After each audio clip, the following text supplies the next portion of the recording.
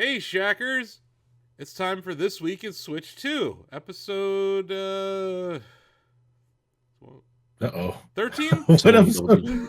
digit. 13 or 14, I feel like. It's 13. 13. I think it's It's 13. 13. Because Yeah. the last one was, we did 2 in the week, where it was like 11 and 12 last week. So it's 13. Yeah. Okay. So yeah. Okay. I'm your host, Asif Khan, CEO, Editor-in-Chief, EIEIO at Shacknews. EIEIO stands for Extremely Intelligent Extreme Intelligence Officer. That's not a made-up title. It was designed to increase our valuation, and it already has. There's a lot of volatility in the markets, but Shacknews is actually just line go up over here at Shacknews. So I'm joined by my usual co-hosts here, Diamond Erskine, our news editor. What's up? And David Craddock, our long reads editor. Hey. So we got some news, like right after our podcast went live, the second one of last week.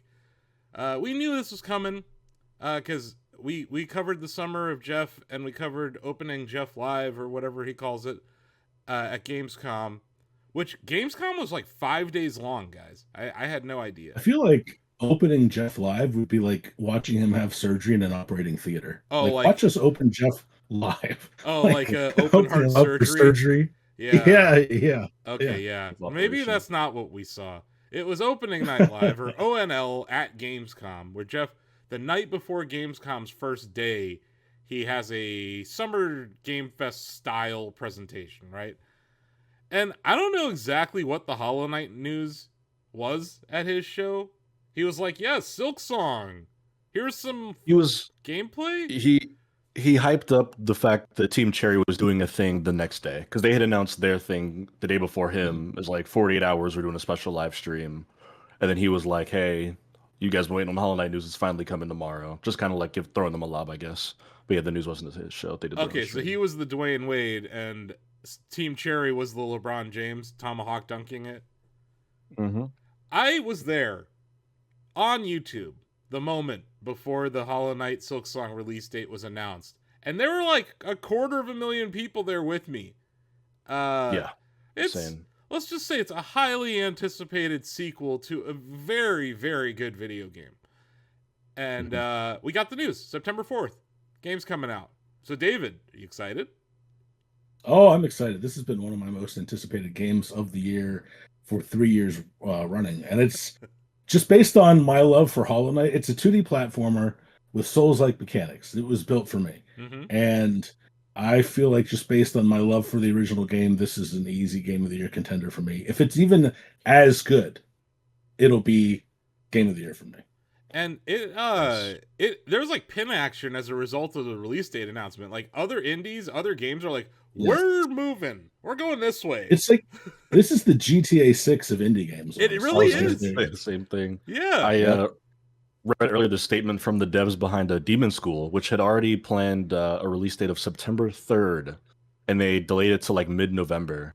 And I felt kind of bad for them reading their statement because they're like, obviously we've got to get out of the way of Hollow Knight. We know people have been waiting for our game. We delayed it multiple times in the past. We promise we won't delay it again. But like, we're just not going to set this game up to die. And Hollow Knight's not the only big release this fall. It's not like, oh, Hollow Knight's this week. Let's just push 2 weeks from now because the fall is stacked. You know, there's a Pokemon game coming. There's a Kirby. There's all sorts of stuff in the fall. But yeah, it is literally like a GTA 6 of indies where we're seeing games move out the way. I saw Bennett Foddy. His new game, Baby Steps, is supposed to come out not the same day, but like around that early September window. And he said that they haven't delayed it yet, but they're talking about it. So like even somebody with as much like, you know, pull as Bennett Foddy does, well, he's done in the indie space. We're like, oof, okay. We gotta get out of the way of Silksong, which is insane. Yeah, I think giving Silksong a 2-week berth is probably a prudent move if you're a game developer right now. Although, to your point, David, like there's like, yeah, people are gonna play through Silksong, they're gonna inject it into their brain, and they're gonna try to beat it as fast as possible. But like, it's also an outstanding speedrunning game. Like, so it's that community is gonna grab onto this game and not let go for years. So like, it is gonna. It's not just the sales impact. It's the time, right? People only have a certain amount of time per day, and like, I think people's allocation of time for Silksong is gonna eat into everything else. Yeah, I think that this game is going to do a lot of what the Souls community has done with each new Souls game, and I believe Hollow Knight did this as well, where if you look at YouTube, there is a whole corner of YouTube dedicated to Souls lore videos and another corner dedicated to Hollow Knight lore videos.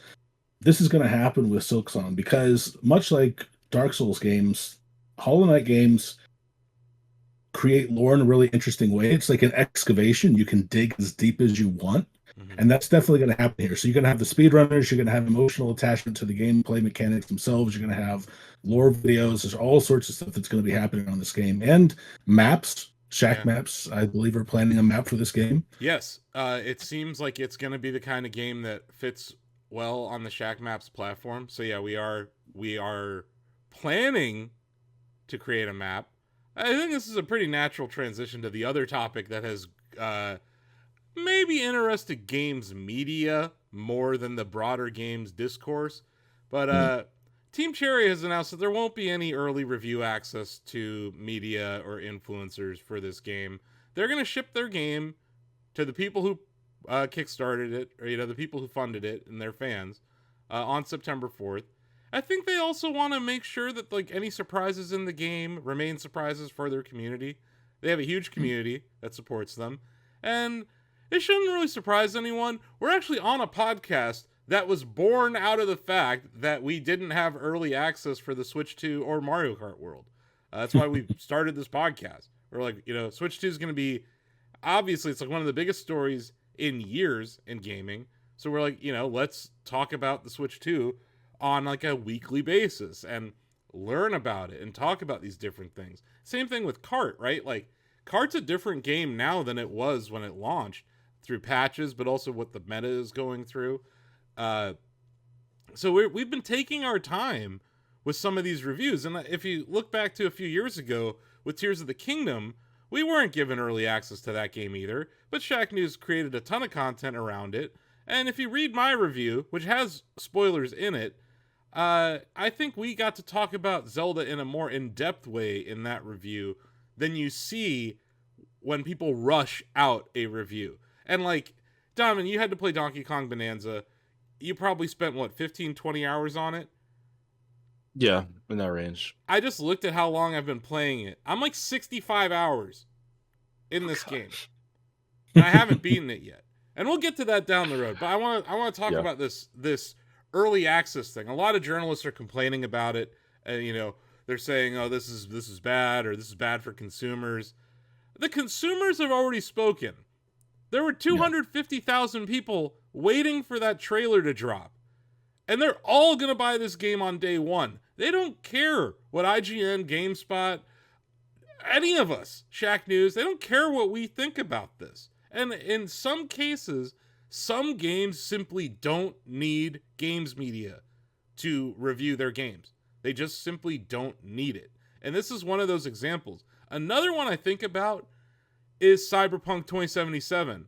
Now, that's the other side of this, where, boy, reviews would have been good if there were more reviews that were honest ahead of that release, because it released in very poor shape, and it still got very high scores from a very limited group of people, right?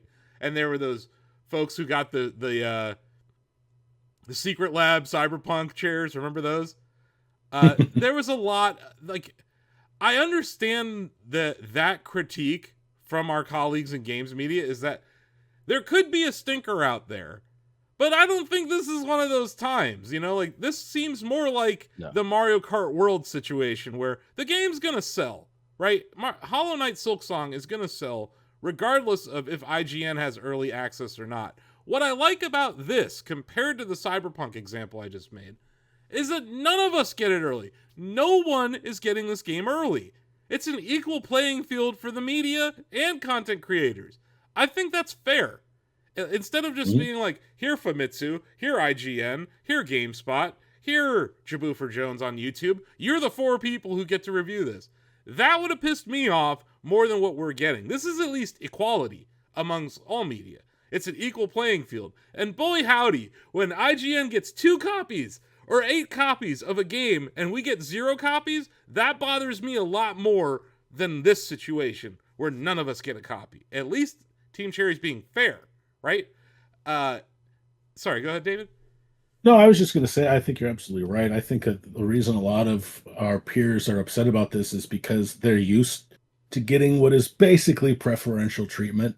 Um, and I think that it's also a contentious topic because I'll agree with you. I think there are a lot of cases where game critics aren't needed.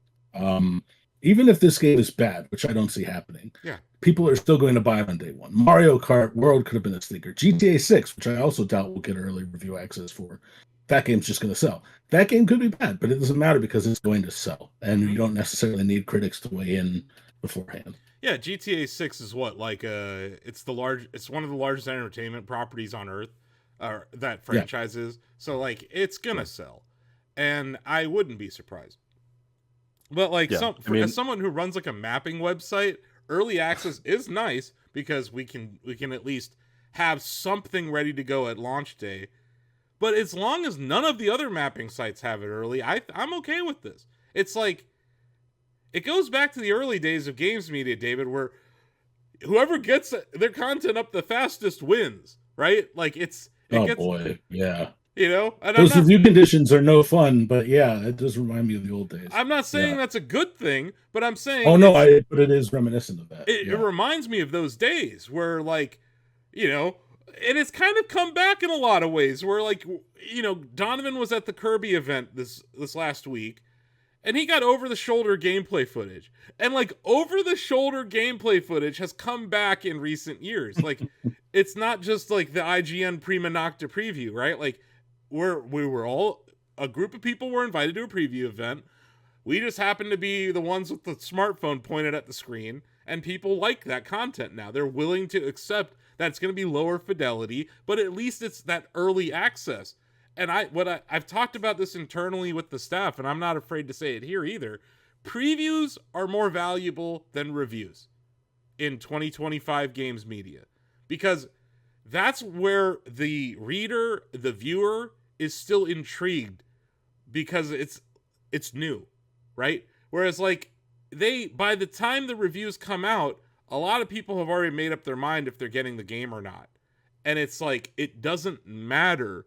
Especially, and like, we're not monolithic here at Shacknews. You have a 1 in 10 chance of reviewing a game here, right? And outside of our freelancers or whatever. But at IGN, I don't know how many people have reviewed a game there this year, but it's not one singular voice. And it isn't here either at Shacknews. So, like, I think in this influencer economy, like in this influencer world, people are going to pay attention to Maximilian Dude when he's talking about a fighting game. They, like, go to him for that. But when you're this variety channel, like Shacknews is, like IGN is, like, who is reviewing the game? Like, we all end up being tweeted out in these aggregator tweets, and it's just Shacknews and the review score, IGN and the review score. It's never Donovan Erskine from IGN said this. It's just Shacknews says this, IGN says this, right? So in that world where it's a faceless corporation, right, regardless of the size of the corporation, the consumer does not care as much. And there's another thing going on, which has literally been happening since I bought Shacknews, David. This whole, like, lack of trust of media that we see everywhere now in the world, not just games media. When I got there in 2014, we were in the midst of the Gamergate nonsense. And the distrust of games media has probably never been higher than it is right now, because of these weird relationships with making sure you ask the right question to keep your access going, or, you know, whatever kind of deals happen in the back rooms to get exclusive preview access to a game. All of that stuff has created a distrust around games media. And this is a side effect of that, in my opinion. Like, Team Cherry, they didn't tell us when this game was coming out until they knew. They weren't going to be like, oh, we're delaying it internally. Like, they didn't tell us. Like, and I saw in Jason Schreier's interview with them that posted on Bloomberg last week. They're like, he's like, why didn't you guys, like, really give us an update? And they're like, we didn't really have anything to say. Like, that's it.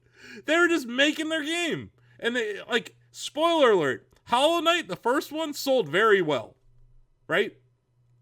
That gave them this cushion to sit on Silksong and make it exactly what they wanted. These folks are craftsmen at Team Cherry. And I think that that's what we saw in the first Hollow Knight, and that's what we're going to see here with Silksong, is this crazy attention to detail and labor of love that these devs have for this franchise now. And it's like, good on you guys for doing this the way you want to do it.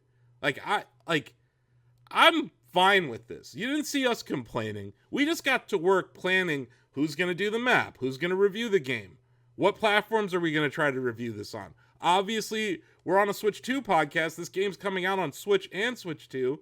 So I'm buying it for Switch 2, right? Like, I'm going to be playing it on Switch 2. I am wondering, David, like, I should probably try to play Hollow Knight more before this, right? I would think so. I think there's going to be a lot of crossover in terms of mechanics, but I can't remember her name. It might be Silk. I don't know, but I believe the protagonist of Silksong does have her own abilities, and I'm sure she does. It's not just going to be Hollow Knight with a reskin character. Right? It seems like more verticality to the locomotion in this game, because a lot of Hollow Knight was like side scrolling kind of stuff. But yeah, we have an interview with the Hollow Knight devs.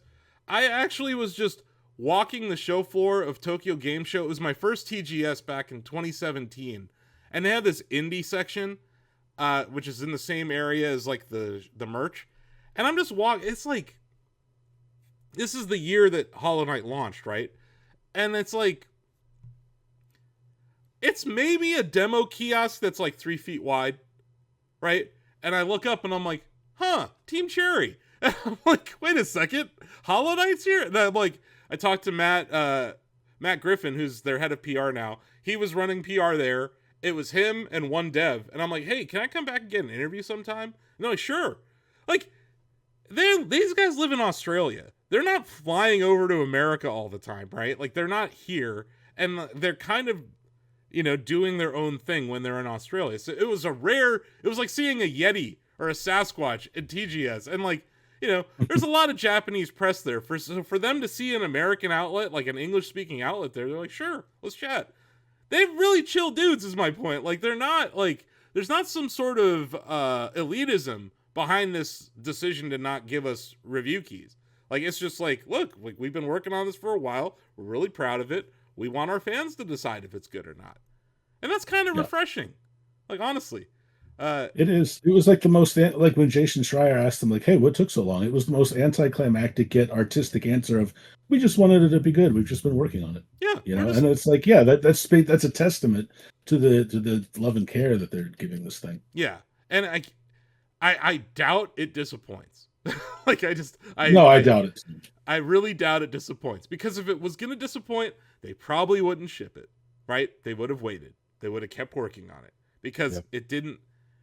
There was no. I'm sure there's some sort of a budget, but I'm just saying there wasn't some ticking clock over their head like a Cyberpunk 2077 where they had to appease the shareholders, right? This is a very small team. It's a very tight-knit team. Obviously, they've grown, but like, it's still, I think, at the core, an indie studio that has this like one property that means a lot to them.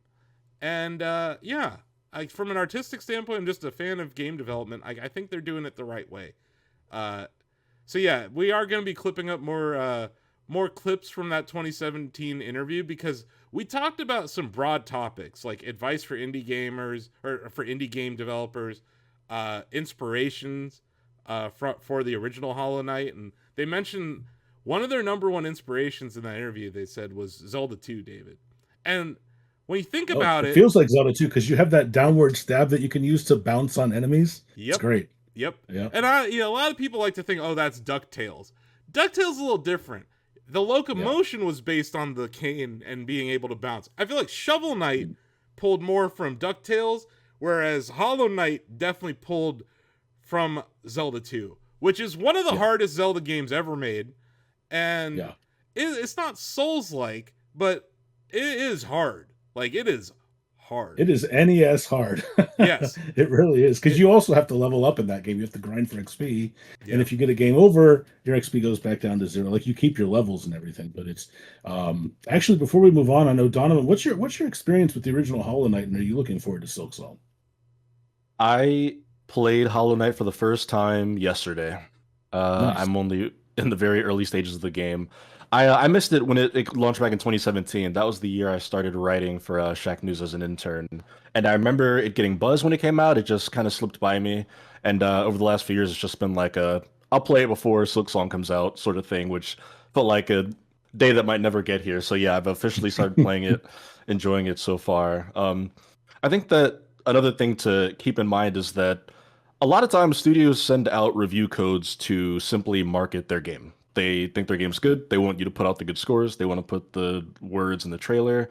It's not because they feel some like noble duty to be held accountable by a third party review site. And Hollow Knight Silksong has all the built-in marketing you could ever ask for. So, given that Team Cherry is a very chill and laid-back team of developers, whatever possessed them to send that game to anybody early when the entire world has been sitting on the edge of their seats for over half a decade waiting to play it. Talking about free publicity, every single presentation out of every major game company from the last 3 years, people be like, where's Silksong? Where's Silksong? Yeah. When's Silksong? Right? So it's like, they had free publicity from their fans. Like, their fans are the marketing here. Like, it's just, it shows you that, like, the importance of community in game development, right? And they communicated with their community very well during the Kickstarter of the original game and everything that they've kind of gone through since then. That, like, their fans are their marketing. They don't need, like, I know it hurts to hear this, games media. They didn't need us. And several other games aren't going to need you. Other games will need you. And you're still going to have value for the, like, you will bring value to certain studios. Unknown studios, right? Because for, like, I think it's important to note, this industry is so quick to roll their eyes at covering an indie game, right? Like, oh, that thing only has 200 views on its trailer. PUBG was an indie game before it took over the world. I think it's important to note these things. Like, it was born out of a mod for DayZ, to be honest. But, like, still, like, player unknown and a very small team made PUBG. Now there's a PUBG corporation, right? So many times, it's, like, the same people complaining about not having access to Team Cherry's Hollow Knight Silksong are the ones who are ignoring 50 emails today about some indie game that didn't really get the performance they hoped at Gamescom, or maybe they're going to be at PAX, right? And it's some small game with 2 to 3 people making it. A good example of this is Balatro 2 years ago. Where was the love for Balatro before it took over the world, right? Like, the media is so fixated on metrics and views that they sleep on things that are about to go viral, right? And that's one of the reasons we do the Shacknews Indie Showcase here, is to, like, help studios and companies get their messaging out. That is the role of the media in this space. And a lot of the time, some of our competitors have their hands out when asked to do that. It's like, sure, we'll post your trailer to our channel, but it'll cost you. And I think that's something that everyone in games media needs to look in the mirror. If you're complaining about this access to Hollow Knight Silksong, ask yourself the last time you got an email featuring a trailer from an indie game that maybe only has a couple hundred views that you upload to your channels for free. And I can tell you the last time I did that, right before I started filming this episode. Right before. Another example is Astroneer. Astroneer kind of came out of nowhere, right? And now it has its own community. And they announced their second game, right? And it's going to be awesome. And they have a community and a guy who's amazing at building community, Joe Torado over there. Shout out to Joe, former Shack staffer. But, like, it's just funny to me. Like, instead of talking about Hollow Knight, instead of talking about the trailer, saying how excited people are, or looking deep for any lore cues in that trailer, David, many of our colleagues spent the entire weekend complaining about not getting this for review. And that's just a waste of energy and time. And it just makes us look worse as an industry. It does, and I think it was one outlet. I think it was GameSpot put out a. Do you think this is fair? And everyone was like, "LOL, GameSpot. Why are you bitching about this? Poor you." It just makes them look bad and like crybabies. Honestly, They got dunked on repeatedly. yeah, yeah, You know it's bad when George Broussard's dunking on you. Talk about the island of irrelevancy. When was the last time that guy made a game? yeah. I wonder how he feels about this as someone whose game slipped and slipped and slipped. But I mean, you're right. Like if even he's chiming in, then maybe rethink your position. It's not all engagement on social media is good engagement. And No. yes, that tweet got a lot of engagement from GameSpot, but it was not good for their brand. And it came off really poorly. Mhm. So yeah, we're still excited. We like playing video games. Like I cannot wait. Yeah. Donovan's Isn't that the trying out a point? game. Like he's like, I'm gonna play Hollow Knight. Like, yeah, it's time to get excited about this new game. Like, who cares if, like I said, equal playing field. When we're given an equal playing field, look who's complaining, David. Look at who's complaining. It's the biggest outlets. Oh, I never get passed up for review. How dare they? That's why so many people hate games media. It's one reason, I should say. Well, we talk about this a lot. We are in a position typically of privilege. Like look at our Shacknews awards where we debate all these games. We get to play the best games of the year. And not everybody gets to do that. A lot of people are lucky if they pick up 1, 2, even 3 games a year. And so this is just more privilege coming out, I think, and it's just a bad look for those complaining. And instead of like complaining about what you don't get, just be thankful for what you do get. Like last week, Donovan got to try out Kirby Air Riders. Like, that's cool. I got to go to the Nintendo event on April 2nd and play that system before the world did. Like, that's amazing. Like, I feel like some people in our industry are just, they're either burnt out or they're jaded. And it's like, remember why you got here. Remember why you got into this industry. It's funny that Donovan mentioned, like, he sent me that DM on Twitter in 2017 that, like, led him to this path now.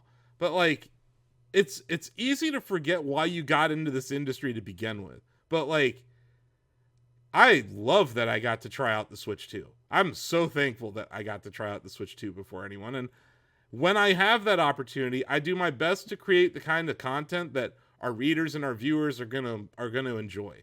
And when I don't, we still get to work. It doesn't stop what we do here. It just is like, okay, we're not getting early access. So be it. But I would rather be in this scenario than the Tears of the Kingdom Cyberpunk scenario, where we just didn't make the cut. Right? Like, those moments suck. I'm not going to lie. Those do suck. But we still suck it up and we get to work. Because it's like, no one's going to care if you don't get it. Like, no one's going to care. Because they're, like... and it's funny I mentioned these 3 games. Tears of the Kingdom didn't need us or anyone to tell people to buy that game. You could argue, though, that maybe that game wouldn't have been leaked as poorly as it was if Nintendo was more open about stuff. Cyberpunk didn't need anyone. It was going to sell. And The Witcher 4 is probably going to sell as well. And this game's going to sell. Hollow Knight Silksong is going to sell. It doesn't need us. So it's like, focus on the people who do need your help, games media, and maybe these kind of problems will resolve themselves. But I do think previews are more valuable than reviews. And you know how much time it takes, Donovan and David. Like, you both know. Like, you both have reviewed games this year. How long it takes to play a game and write a review. Right? Like, weeks, depending on the size of the game. How fast does social media reduce our reviews to a single number in a single tweet with all of the games media companies that they can figure out, right? The Metacritic aspect of all of this, right? That, like, we are so quickly reduced to just a score. What a lot of the consuming base looks for is the score. That's what a lot of people are into. And yeah. Speak of the rest of the media, that's where a lot of people formulate those opinions. When a game they love gets a 6, or a game they hate gets a 9 or a 10, and they're like, "Oh, you were paid off," or "You have a vendetta against X studio." It's all baked into how people form these ideas in their minds.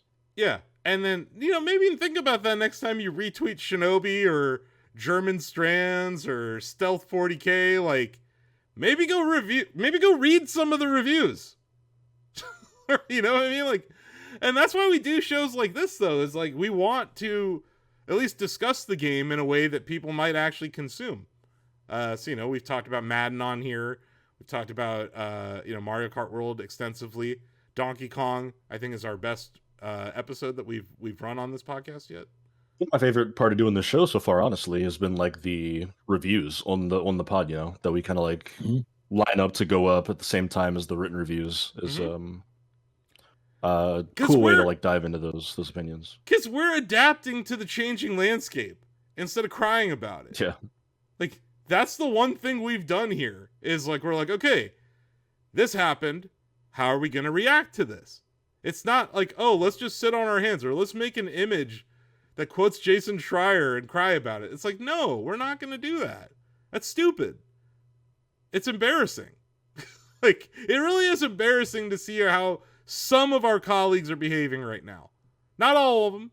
There's other people out there who have the same idea that we have. They're getting to work. They're figuring out how to write content around Hollow Knight, how to get people ready for Hollow Knight Silksong, right? There's all sorts of things that you can do as an outlet right now, editorially, that's a better use of your time than complaining on social media. And I think the larger gaming public, not the gamer discourse trademarked on Twitter and Blue Sky, but the actual gaming public, they don't care. They don't care at all that no one is getting a review unit. They just want to play this game. That's it. Either way, exciting times. Just September 4th. Yeah.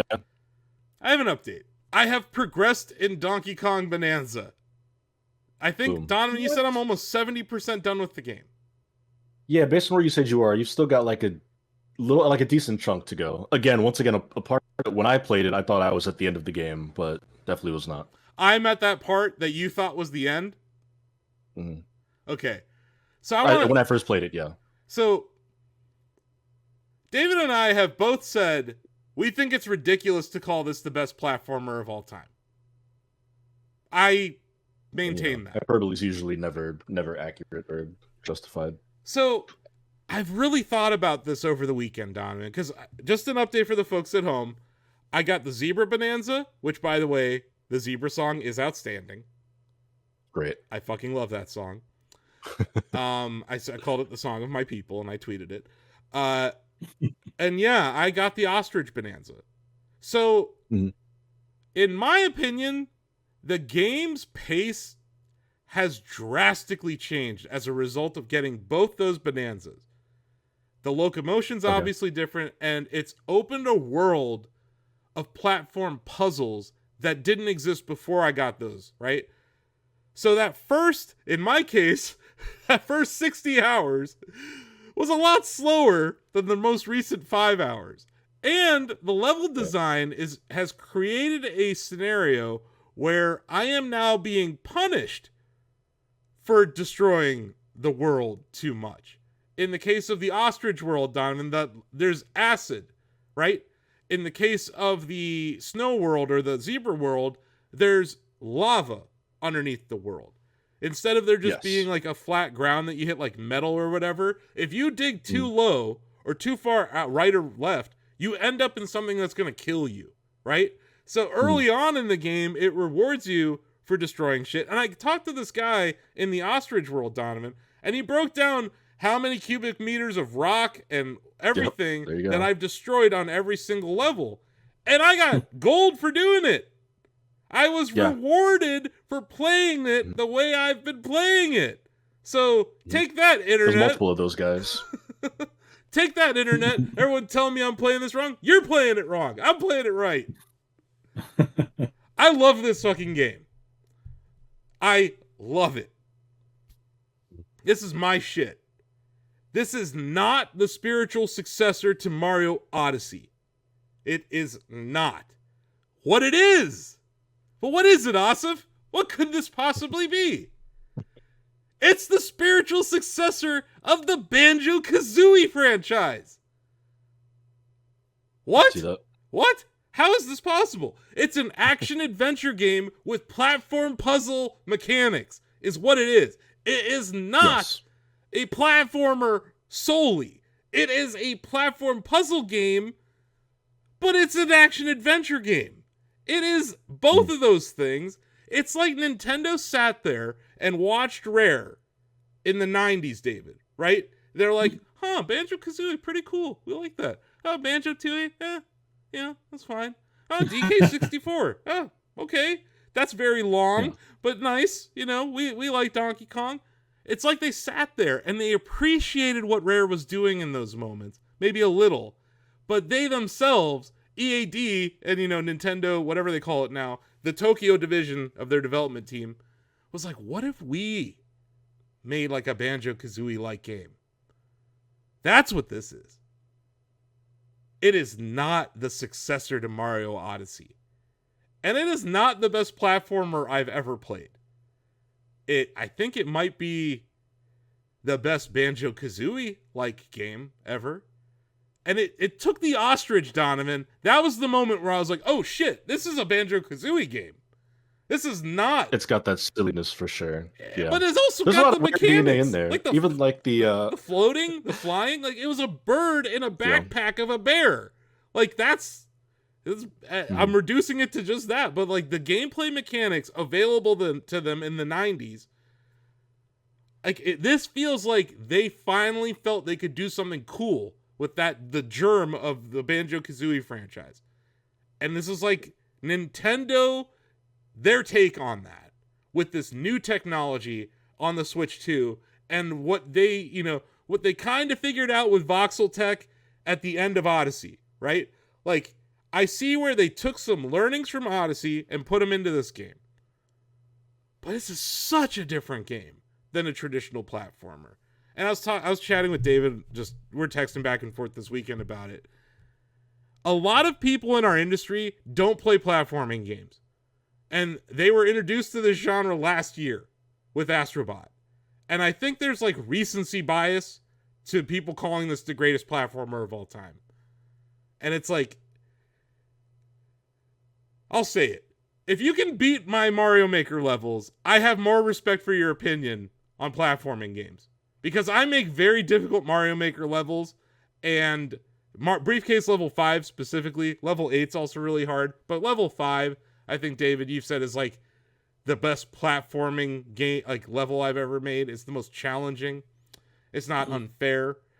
Although maybe some of those spikes are kind of unfair. No, you can learn it though. It's all about execution, right? Your levels, and that's what makes the original Mario Bros. On the original Super Mario Bros. On NES is still one of the best platforming games ever made, right? Super Mario World is still one of the best platforming games ever made. Yoshi's Story, Mario World 2, also excellent, right? But like, this is not that. This is more, it's its own thing. And I think it should be treated as such. But like, I disagree with people calling it the greatest platformer of all time. They're wrong. It might end up being the best Donkey Kong game. I'm not sure. I haven't gotten to the end. Because that's what I'm waiting for now, Donovan. Because you've spoken very highly about the end. Ozzy Mejia, who was on last week, spoke very highly about the end. I can tell you that when I was reviewing Tears of the Kingdom, I was vacillating between 9 and 10 for a lot of the game. And then I got to the back half of the game and I was like, oh, this is a 10. This is definitely a 10. Yeah. And I think I'm getting to that point where I'm like, there's enough that bothers me still where I completely agree with your 9 out of 10 score. This is not a 10. But that doesn't mean it's not great. And you think back to other games, games of the year that have won the Shacknews Game of the Year that were 9s out of 10s. Doom 2016, David, 9 out of 10 by you. And you gave Doom the Dark Ages 9 out of 10, and that's your game of the year right now. And Spider-Man 2018, a very maligned Shacknews Game of the Year, was 9 out of 10. Super Mario Maker 2, 9 out of 10. Won Shacknews Game of the Year in 2019. Or was that 19? Yeah, that was 19. That was 2019, yeah. Yeah. So it was 2019. David has this like year. You can't see it because David's facing it, but there's like a sign. It just says "Never forget the Shacknews Awards 2019" and the betrayal that Donovan did at the awards. Yeah. Yeah. So like, anyway, I'm enjoying this game a lot more now that it's starting to open up, Donovan. And I'm starting to see how, like, you mentioned it in your review, how each person's playthrough is going to be different because of what you choose to do with your skill points, right? Mm-hmm. It's like an RPG. And I can tell you, I buffed Kong Bonanza a lot already. And, like, I'm not going to spoil the boss in the ostrich level, but, like, my brother's in town now. He got in here on Saturday, so I was playing it in front of him. And, I beat the boss, and he was like, that's it? It's like, yeah, dude, these bosses are easy. But, like, you have to use the ostrich, right? The locomotion of the ostrich is required to beat that boss. But when I got to the part where I could hit him, I switched to the Kong Bonanza. Switched over. Yep. So it's like, I see this optionality starting to form, Diamond, and I'm like, oh my god, this is going to get really interesting with these different bonanzas and how they inform each other and how you can jump from zebra to ostrich back to Kong, and how you can do that, like, very quickly. The thing that really sucked about Donkey Kong 64 was when you had to switch to a different character, you had to backtrack and find one of those DK barrels, right, David? And it was like, it took all the fun out of it. Now it's just a D-pad move, and you're switching between these bonanzas. The game's way more fun now. I'm not saying I wasn't having fun before, but it just goes, like, you were so right earlier, David. It is just punch and go forward early on. And I think you can get through that pretty quickly. What took me 60 hours to do, I think Donovan probably did in 3 hours. And it's because I was just like, I'm going to destroy everything for science. Donovan's like, I have to get this review out the door. So it's like a different, going into, that's why I didn't review this game.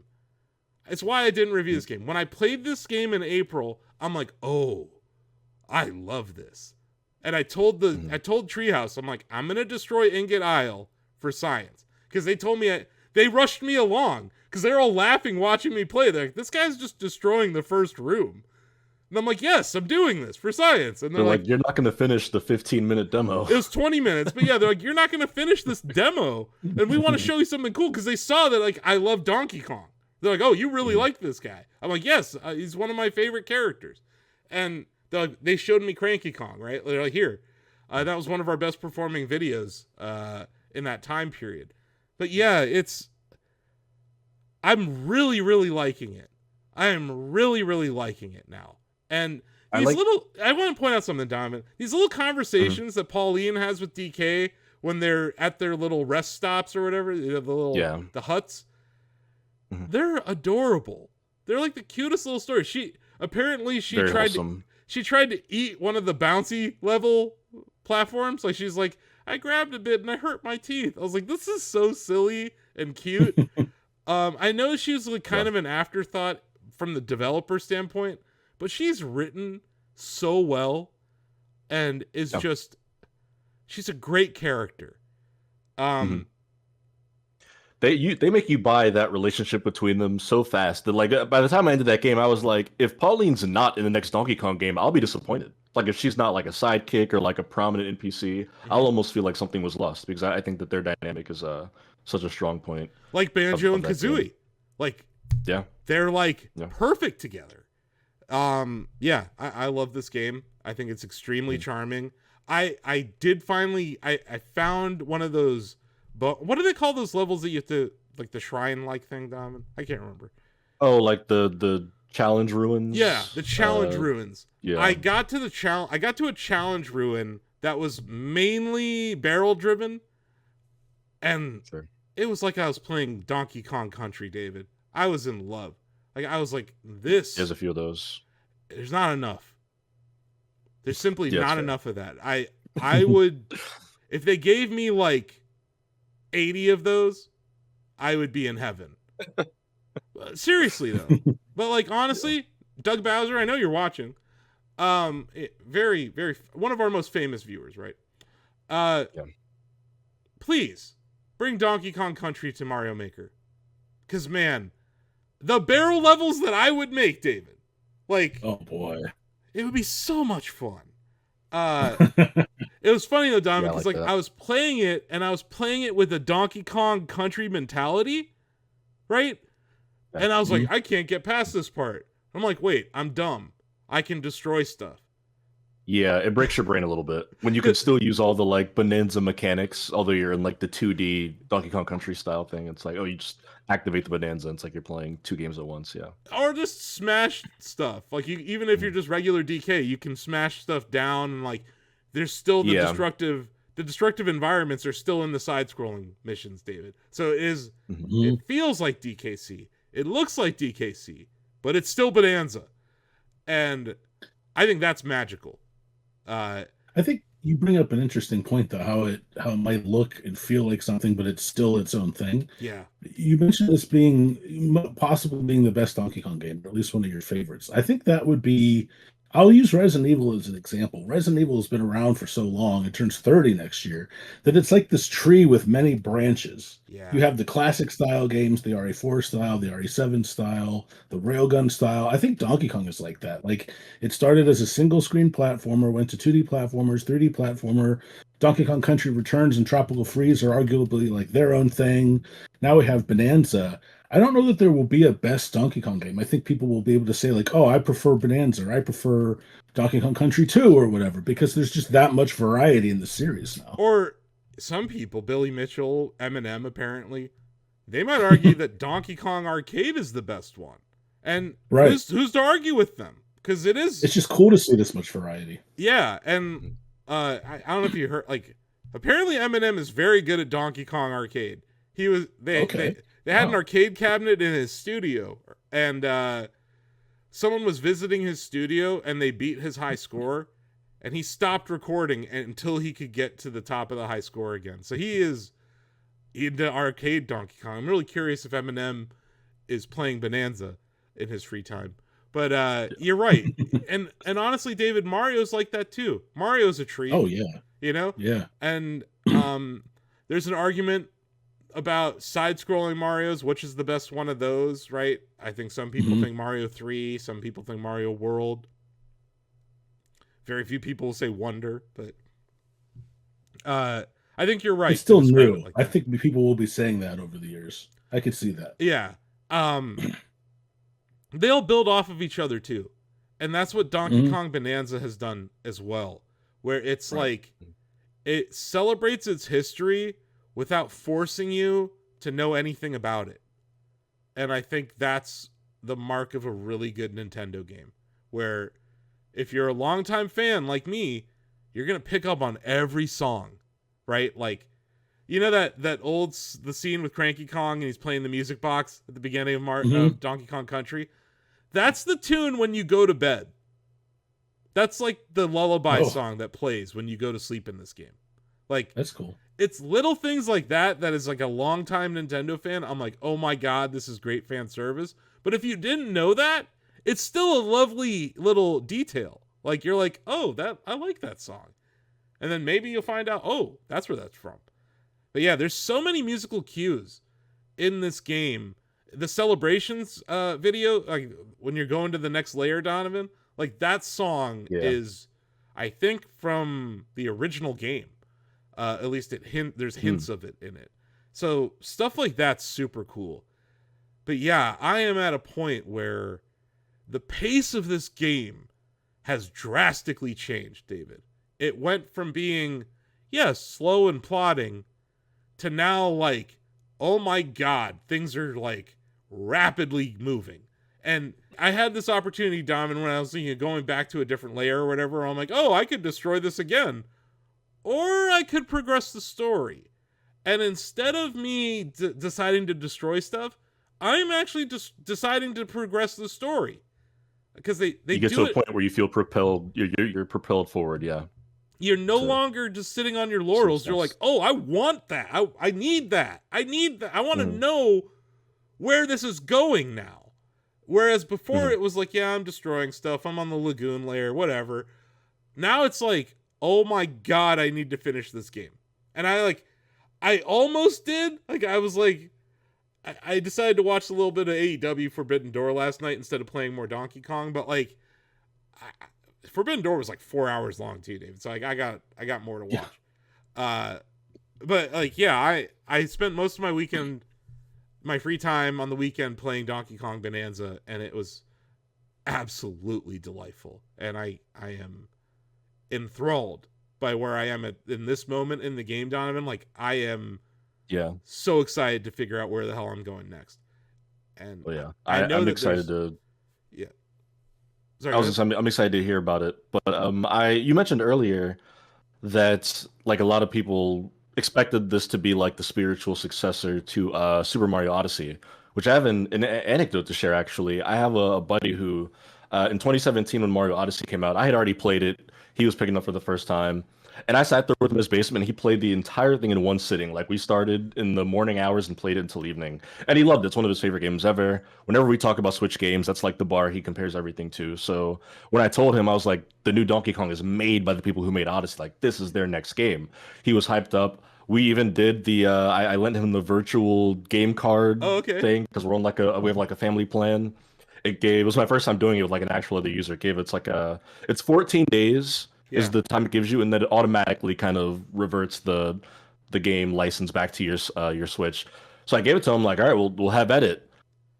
A week later, not even a week later, he bounced off of it because it was so different from Mario Odyssey. It's not what he thought it was going to be. He was like, I'm going to be honest, I wish they just made Odyssey 2, was what he wanted. And obviously, I love the game. I gave it a 9 out of 10. But I just think it speaks to, one, the diversity of what that team can do. Obviously, he didn't like it, but I just think it puts them in such an interesting point of what they do next, right? Because you assume they're going to make the next 3D Mario. Will it be a return to form? Like, will it be like the actual spiritual successor to Odyssey? Will it be a little bit of column A, column B? Will there be some Bonanza DNA in whatever they do next for Mario? I think they're at a very interesting crossroads or turning point for how they make those games going forward. I have a suggestion for what they should do next. What's up? Galaxy 3.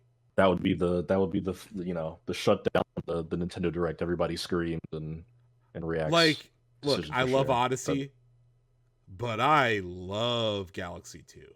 Like, I think it might be a perfect video game. Like, ooh, Asif, what if they re-released that for Mario's 40th? Injected in my veins. I would be. Well, that was another one of the not rumors but theories, where that they do like a second version of the Mario All Stars, right? Where it'd be like Galaxy 2 and I don't know, the other 3D games that weren't in that original bundle. Just give us Galaxy 2. But honestly, I played Galaxy 2. But man, they made that on a Wii, David. I know. Imagine what they could do on Switch 2 with a Galaxy game. And I know they don't like to go back to stuff, but Galaxy was so good they made a Galaxy 2. Yeah. It would... Odyssey 2, I don't know... It's going to be hard to beat the sheer joy in Odyssey 1. But man, could they do something cool in the Galaxy universe right now. And I feel like they hinted at the Galaxy franchise in the Mario movie. Luma is in prison, right? Peach says there's a huge universe out there with tons of galaxies, right? I feel like they're tipping their hand just a little bit. God, go back to Galaxy, please. That might be what they need to do here. Because I don't know if Odyssey 2 could live up to the hype.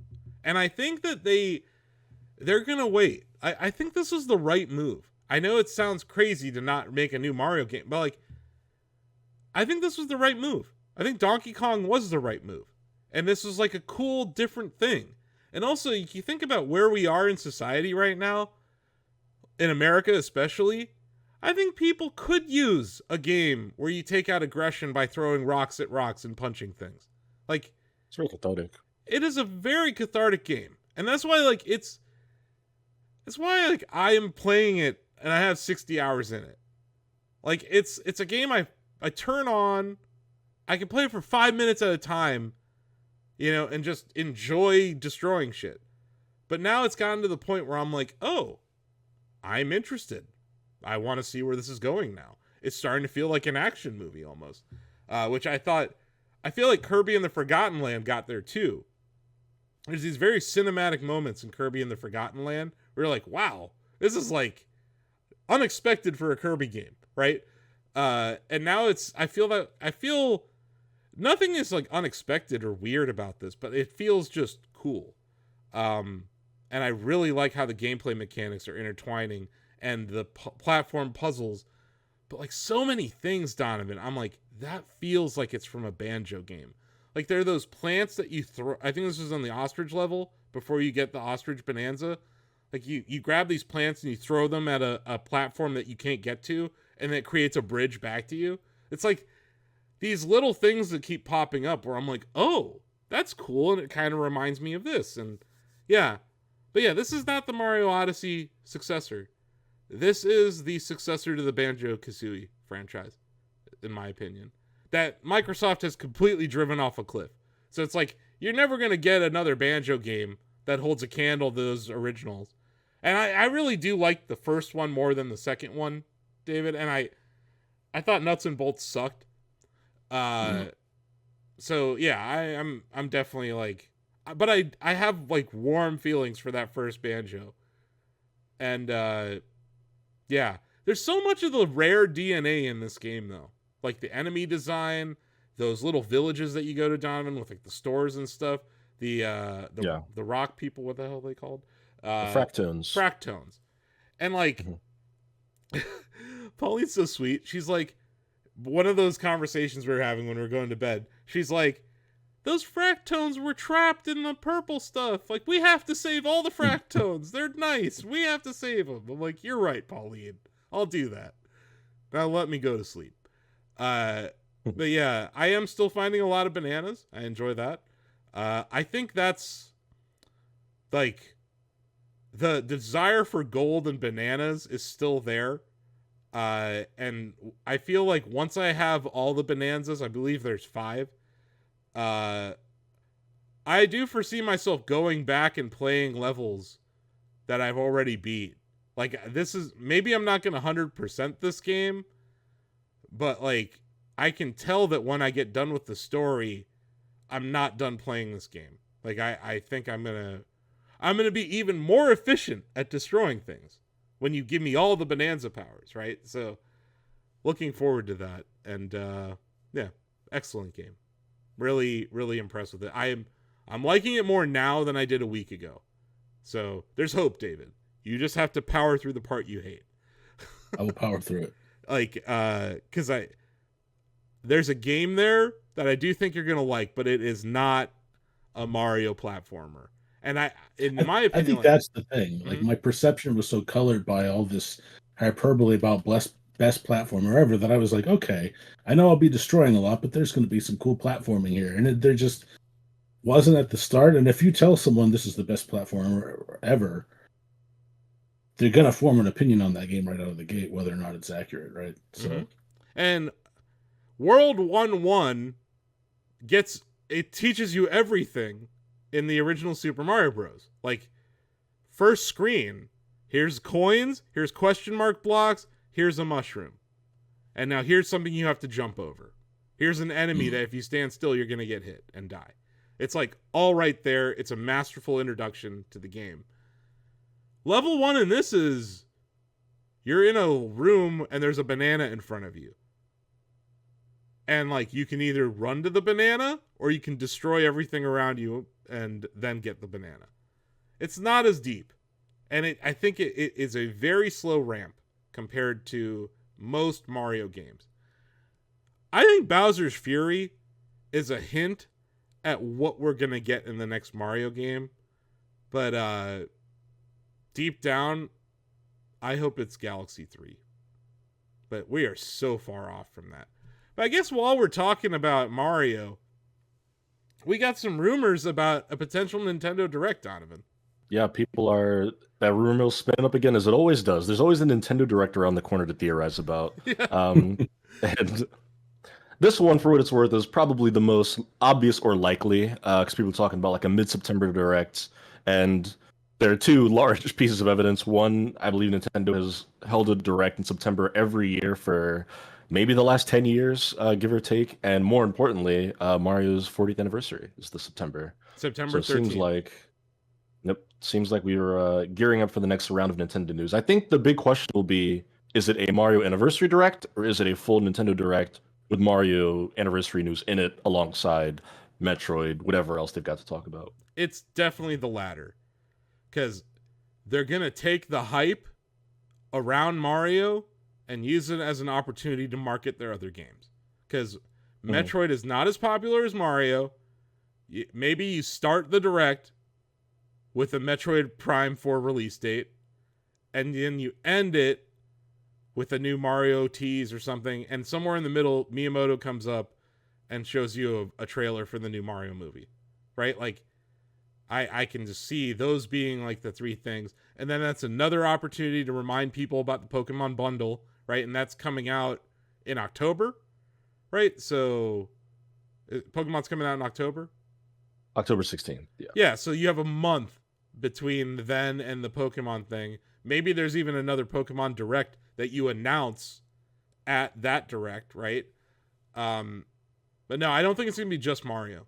I think they're going to use the Mario hype to market their other stuff, would be my guess. Because it's going to be their holiday push, right? So it's going to be like, if we do have a Hyrule Warriors release date, and it is this year, this would be the time to announce that.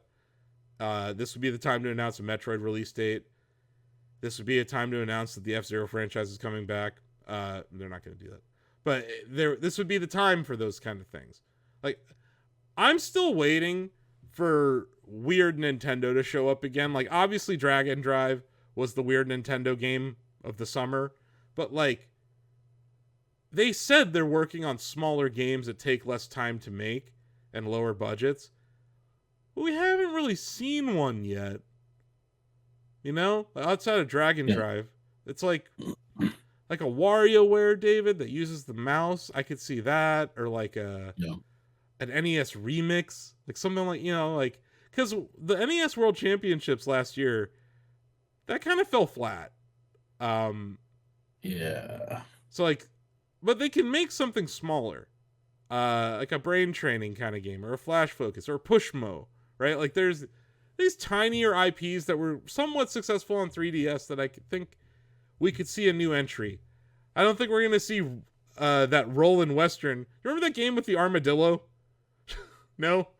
No one remembers. No. It is Dylan's Rollin' Western or something? Huh. Yeah, I don't know. I had a 3DS early on, and I bought basically every game I could on that system.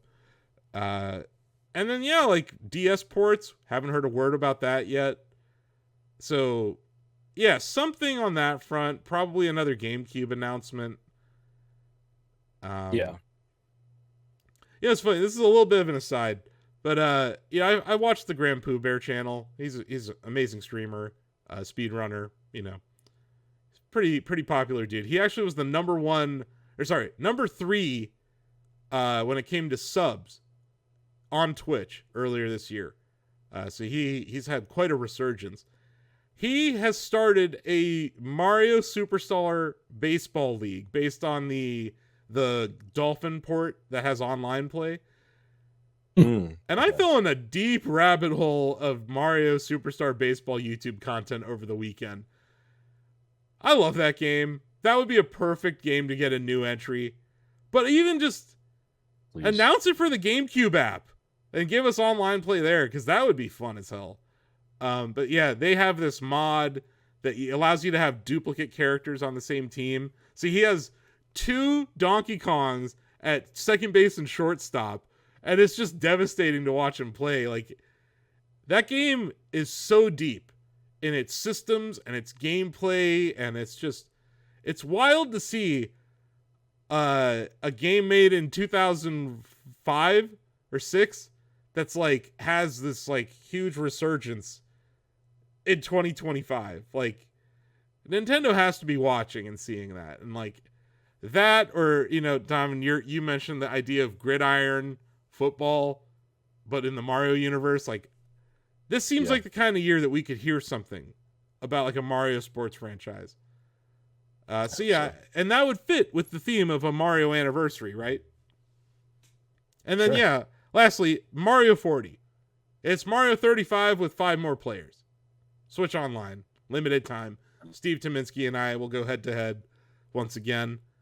I love when you won that game, how it was like, instead of Victory Royale, it was Mario #1. But yeah, I fucking love that. That game was great. It was so sad that they took it away from us. I did not like that. They did that a couple times with the last Mario anniversary, with 35 and with All Stars. Which, if I was speculating, I'd bet you probably get another run at All Stars. Even if they don't do a new one, they'll probably be like, it's back in the eShop for a limited time only, and you can buy it. Get out of the vault again. They're doing the Destiny Vault. It would be with their own game. It'd be a very Nintendo thing to like hype that up and be like, you can buy this again. Yeah. So. And then, we still need. I don't think we have a release date for Final Fantasy VII Remake yet. And we don't have a release date for a lot of those ports. Yeah, we don't have a release date for Elden Ring Tarnished Edition. We should probably talk about this. Tarnished Edition might be seems to be the most unfortunate. That might be the perfect name for this version, David. Because you took my joke. I did. I'm sorry. Yeah, that's all right. I didn't. It just seems obvious. It writes itself. Yeah, it really. You talk about the joke already. It's maybe the greatest instance of that in the last couple of years. That's unfortunate, but So we got some news out of Gamescom. We didn't get any video, which is really weird. So the Nintendo booth was large. They had a very large presence at Gamescom. Kirby Air Riders, the demo you played, Donovan, I think a smaller version of that was available on the show floor. It was, yeah. There was Donkey Kong playable on the show floor, which some people thought was confusing. Didn't surprise me at all. It's their their most recent released game, and I don't think everyone in Europe has a Switch 2 yet. So it was there. But they had some third-party games there as well. Hollow Knight, Silksong was available to play on the Switch 2. The lines were absurd for that game, David. But what I did see was that the game runs well. It runs well in handheld. It runs well in docked.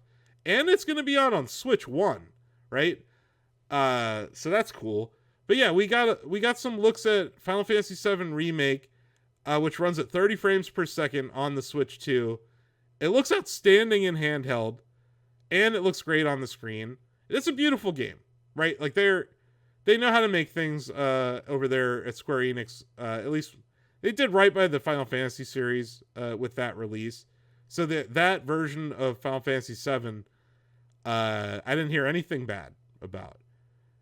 We saw multiple reports, though, about the Elden Ring port, the Tarnished Edition to Switch 2, not being impressive.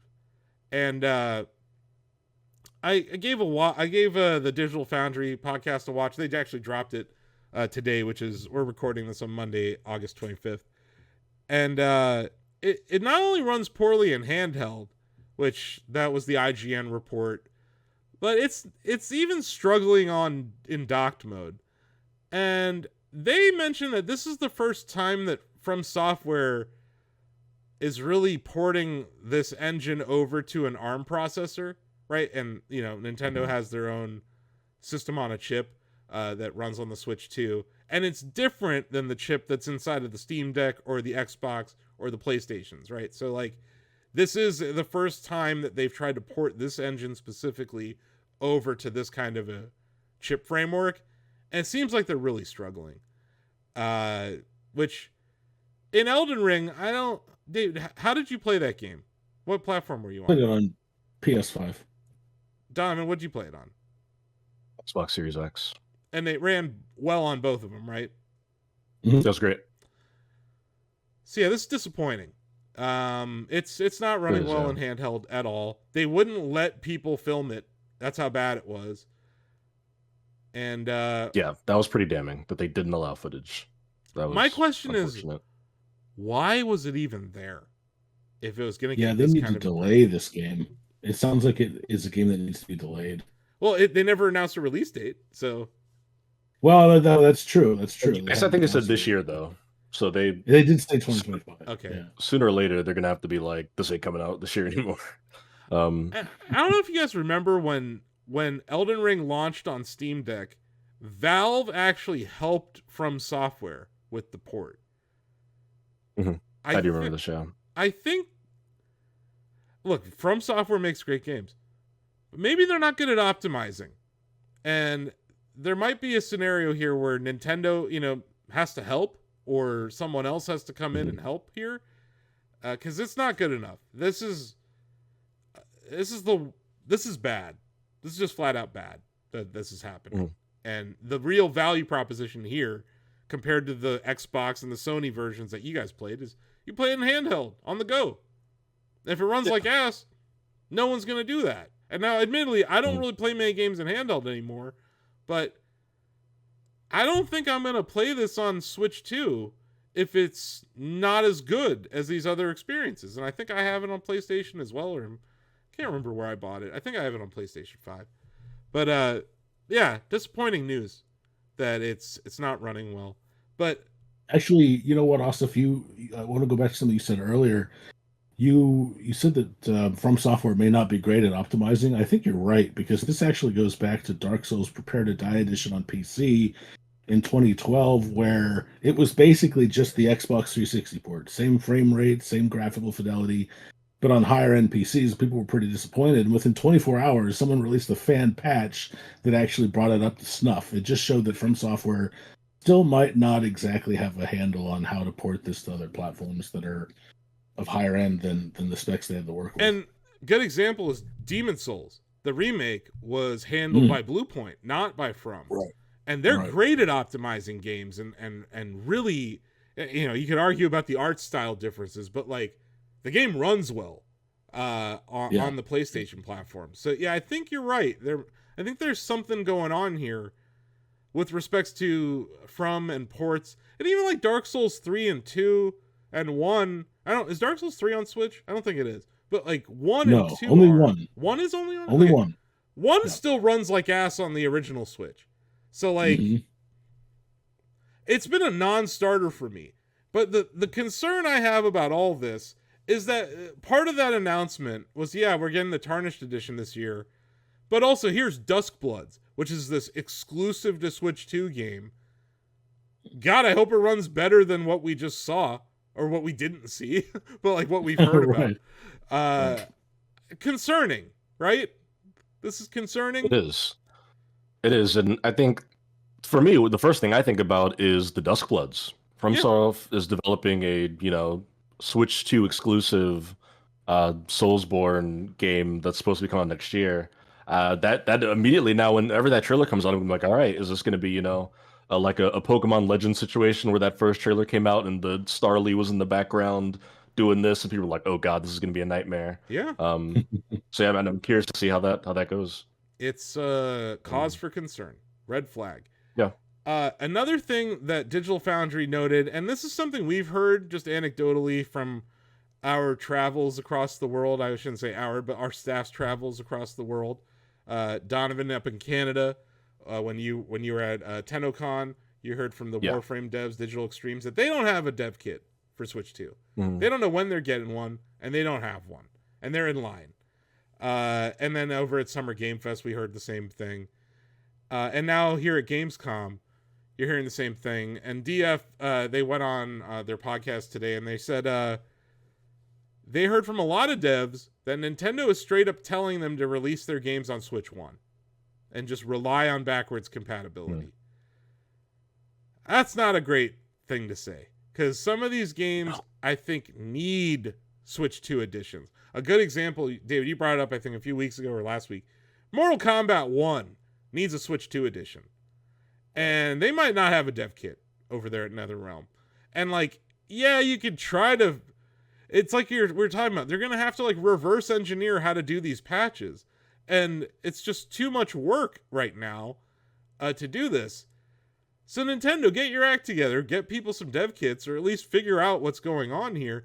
But like when they do give a studio a dev kit, you get a polished looking game like Final Fantasy VII Remake or Octopath Traveler 0. It looks great. Or even, was it Deltarune? Like, that's an indie game, but like clearly a dev kit was involved there. Capcom with Street Fighter 6, That game runs great on Switch 2. But then you have Bandai and Harada-san saying, like, I don't know, it's kind of hard to port games to Switch 2. So, like, some studios are having better luck than others, is what I'm seeing here. And it does seem to be engine specific. So certain engines are probably better optimized for ARM chips and for forwards compatibility from Switch 1 to 2. Others aren't.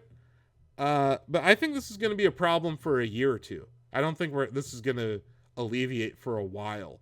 And I think that's going to mean that Nintendo has to kind of lean on. Yeah, that was Thunder, David. I heard it too. I was like, did someone just drop a dump truck outside my house? No, it was just a loud bang of thunder. So, well, hopefully we don't lose power. But yeah, but a lot of the talk out of Gamescom is third-party support on the Switch 2 not being consistent, I think is the best way to describe it. And some of it is Nintendo's fault. Some of it might be the devs' fault. I would not be surprised to hear about a Elden Ring delay, because it was universally panned in handheld mode, which I think is the selling point. And at this point, you already have it running better on deck, so why buy it on a Switch 2? I think that's not great, because that was one of the WoW announcements in the original Direct in April. It was like, oh wow, the Tarnished Edition. And I was looking forward to trying to play this game again. I'll just go back and try to beat Demon Souls on my PS5, David. I'm still on the first level there. So I have other games. But it's been a weird mishmash. Like, Tony Hawk's Pro Skater 3+4 runs great on Switch 2. Almost like parody. WWE 2K25 runs pretty well on Switch 2 outside of like one weird bug. But like, somebody needs to step in here and help From Software, because they should not release the game if it's in this condition. And that seemed to be the prevailing conclusion from folks who had hands-on with it at Gamescom. That being said, Silksong looks great on the Switch 2. So, you know what I mean? Like, I don't know what to think anymore. And you look at the optimization of first-party Nintendo games compared to their third-party, like, it's wild how much better optimization Nintendo has. Obviously, they designed the system, but like, there isn't a first-party Nintendo game that's come out on Switch 2 where I'm like, ew. You know, they all look great. They're all running well. And they even got their online gameplay together. Yeah. So, I mean, it's like the Switch 1 all over again, where it was like the Nintendo games you can trust will at least look and play good here, and then other stuff, case-by-case basis. But it was also like the indie game machine, and it still is. Yeah. So I think that's the other thing they have going for them, is like people who are playing Stardew are still playing Stardew on their Switch 2, you know? Or people who bought Animal Crossing are still playing Animal Crossing on it. It's concerning, though. I do think it's a bit concerning. We have some Kirby news. Kirby and the Forgotten Land was on top of the eShop this past weekend. It dethroned Donkey Kong. Donkey Kong was on, I think it was number 1 on the eShop for like 7 weeks straight. There was like a day or two where Madden was up there. I think Madden was like number 2 or 1 for a couple of days. It was too, yeah. So that's exciting. The summer of Kirby continues. This is a new era. Yeah. I did hear someone pointed this out in, I think it was a comment on one of our videos that you posted on. You posted that the screen with the character roster on it. There's no characters from the Forgotten Land in Air Riders yet. Yeah. Wonder if that's an oversight or if it was deliberate. Not sure. It seems like more characters are going to be announced. Probably. That seems like one where you get a direct some months after it comes out and they're like, and today we're adding these 8 characters to the roster pool. Yeah, that's either a trailer that gets dropped on its own or it's put into that Mario Direct that we were talking about. Still no Metroid Prime 4 release date. What are you even doing, Doug Bowser? What do you do? How dare you, sir? And also, I mean, it's been several days since I posted about Kid Icarus Uprising coming to Switch 2. Nothing on that front either. Like, what are you guys doing? Get to work. Do you see how many people were in agreement about Uprising? I sent I you did. in there and co-signed that with you. Yeah. Yeah, like people are like, yes, this guy is right. We need it now. Do it now. I even saw someone mention how mouse controls would be perfect for that game. And I was like, you're right. When you're right, you're right. And you're right. So yeah, I don't know what the hell's going on there. Before we go, I have a game that should be on Switch too.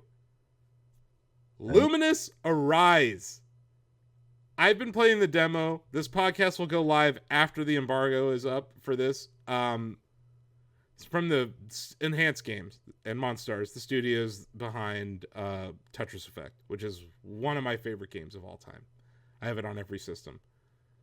This is the Luminous franchise with an injection of everything they've learned from Tetris Effect. So it's got the music, the synesthesia engine, the backgrounds that kind of interfere with your gameplay at times or kind of trip you out. It's a short demo. It's 3 levels. The music's outstanding. Like, so good. I think it's so cool that their studio has a band. Like, they have like an electronic music band inside of their studio. That's just cool. And Hydelic makes outstanding music. If you like Tetris Effect, you're gonna like Luminous Arise. Now, it's different.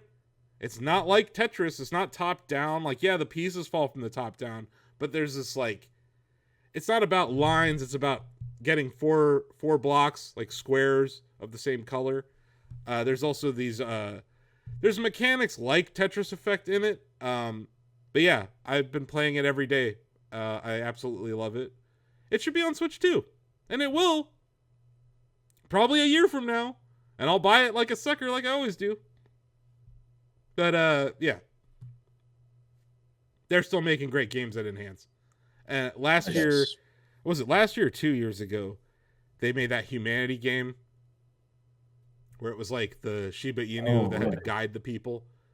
I don't think they've ever made a game that I disliked. Like, they just make bangers. And this is another one. Good team. Really good team that takes their time and I think really, really have a vision for their games. Like, it goes all the way back to Rez for me, David. Like, Rez was like spiritual when it came out. I was like, this is it still feels special if you play Rez today. It's like unique and different. And I think that's what they're really good at. They make different games. But you're going to hear me talking about this when we do the Shacknews Awards for Best Puzzle Game. I will be pounding the table for this because I think it's outstanding.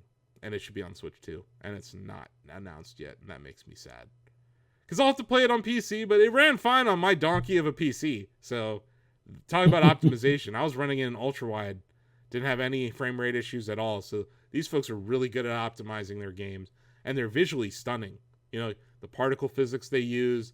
And like I said, how they use foreground and background really well. Everything that you like. If you like Tetris Effect, which everyone did. Everyone should. Yeah. Like, you're going to love this. It's so good.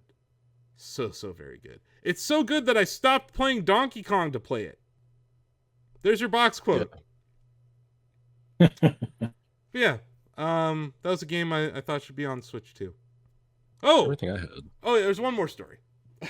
There's some museum in Japan that said they're not going to collect game key cards. Yes. Which, who could blame them? Those aren't even games. Yeah. They're just download. Why would you? There's like a download coupon. I don't know exactly. That's the other side of third-party software on the Switch too that has been underwhelming so far. So, yeah, get to work on those 128 gig cartridges, Nintendo. Because, oh yeah, COD, not announced for Switch 2. It's true. Are we gonna finally get Nintendo forcing the divestiture of Activision Blizzard from Microsoft? Is that gonna happen? No? I don't know. Maybe. If I had to bet money, my guess would be is that they are talking behind the scenes and there's some sort of understanding or deal being worked out. I feel like we'd know. I feel like there'd be reports that Nintendo's like we'd have a Jason Schreier article that's like Nintendo's ready to go to court if that was about to happen. But It's gonna happen. Look, it's the worst thing to happen in the game industry. I'm sorry. Like, it's not like Activision Blizzard was some great company before the acquisition. Bobby Kotick was a terrible person. The Cosby Suite was ridiculous and disgusting. An actual woman killed herself as a result of harassment at the company. Not endorsing old Activision Blizzard. I'm saying Microsoft acquiring them, taking advantage of that moment. It's been horrible. The outcome's been pretty terrible. The way they've treated devs, the way they've gutted studios. I hate this acquisition. I hate our industry cheering for it. Because look where we are now. But man, it would be the funniest thing ever if the Switch 2 port of COD ends up the thing that breaks up this deal years later. Because, yeah, they promised, Donovan. They said 10 years of COD support on Nintendo platforms. And we've got zero. Yeah. Not one damn port of anything. No, I'm with you. I just know Nintendo didn't forget. They're well aware of that. And I'm sure that somewhere behind the scenes somebody is actively trying to figure that out. But it's got to start at some point, you'd think. I'm just praying. I'm Drew McIntyre in the scenario. I prayed for it and I hope it happened. But yeah, I think that'll do it for this show. It's a pretty good episode. Maybe by next episode I will have beaten Donkey Kong. What do you think, Donovan? Is there a chance? It's possible. You could definitely do it easily. I mean, you've definitely put in the hours to do it. It's a drastic shift though from where I was a week ago to where I am now, right? Like, yeah. A week ago you're like, Asif's gonna be on freaking level 3 forever. Like, yeah, he's still on. Yeah, I'm just beating. Yeah. I tried to kill all the, all the things. The enemy respawn stuff is still ridiculously terrible in that game. I hate it. It makes. They never stop coming. I will say this about Zebra Bonanza. I love the music. That sprint is so hard to control, Donovan. It's unwieldy and it feels intentionally so. Yeah. Straight up run off of the level multiple times doing it. Because like you can't. How do you hit the brakes? Can you hit the brakes? You switch to another Bonanza or deactivate it. But you're going so damn fast. You can't even like. Yeah. It's rough. Yeah. I love the Zebra Bonanza for what it does, but that sprint move, I'm like, that also feels like straight out of Banjo-Kazooie. You know, I mean, like that was a mechanic in the original, I think, Dave. Like that sprint. So anyway, that'll do it. If you enjoyed this show, like, follow, and subscribe. If you saw me ranting about Trump on a vertical video and that's how you found this episode, congratulations. I only brought it up here at the very end. We're not really a political show. We usually talk about Nintendo Switch 2. But, the price of everything's going up, and that includes consoles. That includes the accessories for the Nintendo Switch 2. And that includes the rival hardware. The PlayStation last week, Xbox earlier this year. We haven't had a price increase on the Steam Deck yet. Maybe that's something to watch out for. And also, like, do you think we're going to get a new deck anytime soon? At some point, there'll be a deck too, yeah. Right? Like, it was successful enough to do it. Mm-hmm. I think you're muted, David. Something happened. Oh, weird. Yeah. I don't think anytime soon, but maybe I would say next year I could see it. Mm-hmm. A deck too, like Donovan said. Because they clearly the deck was an answer to the Nintendo Switch, and I think they'll have the deck 2 as an answer to the Switch too. Yeah, and it's not like they're not like drastically different experiences right now, but yeah, they did the Steam Deck OLED about 2 years after the original deck, so yeah, probably in that window where we'll hear something from it. But also, Valve's really smart; they don't like wasting money. So if the deck is selling, and honestly, the deck is cheaper than the Switch 2. The base model. It's cheaper than all the consoles now. So maybe they're just going to be the low-cost provider and sell out their inventory before they even worry about anything. But yeah. So that'll do it. We'll see you next time. Bye-bye. Bye-bye.